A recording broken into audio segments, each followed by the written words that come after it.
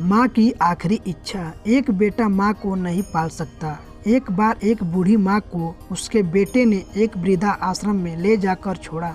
इस माँ का यह वही इकलौता बेटा था जिसके लिए इस माँ ने जीवन भर संघर्ष किया।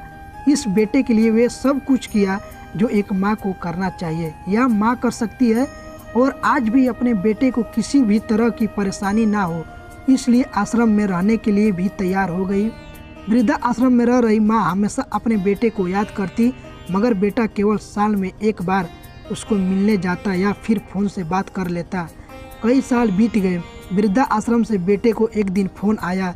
उन्होंने कहा, बेटा जल्दी से आश्रम आ के अपनी माँ से मिलो, बहुत सीरियस है। बेटा जब अपनी बीमार माँ के पास पहुँचा तब वह अपनी आखिरी सांसें गिन रही थी।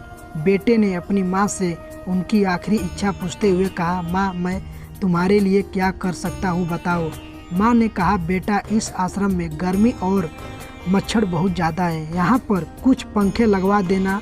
फ्रिज ना होने की वजह से यहाँ पर हम बूढ़ों को कई बार भूखे पेट ही सोना पड़ता है, क्योंकि किसी ने दिया हुआ खाना खराब होने से नहीं बचा पाते। तो इस आश्रम के लिए एक दो फ्रिज भी खरीद कर दे देना।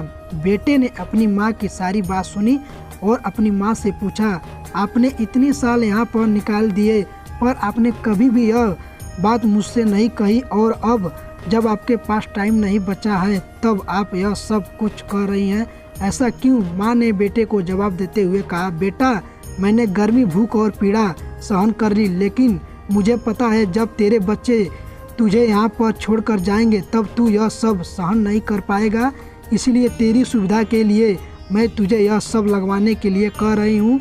दोस्तों, माँ की यह आखिरी लाइन किसी बेटे के या बेटी की आंखों खोल देने के लिए समझ है, इसलिए हमेशा अपने आप को दोहराता है। अगर आप चाहें कि आपके साथ अच्छा व्यवहार हो तो आपको भी दूसरे के साथ वैसा ही व्यवहार करना पड़ेगा। दोस्तों, एक छोटी कहानी आपको कैसी लगी कमेंट में ज़रूर बताइएगा। आप चैनल को सब्सक्राइब जरूर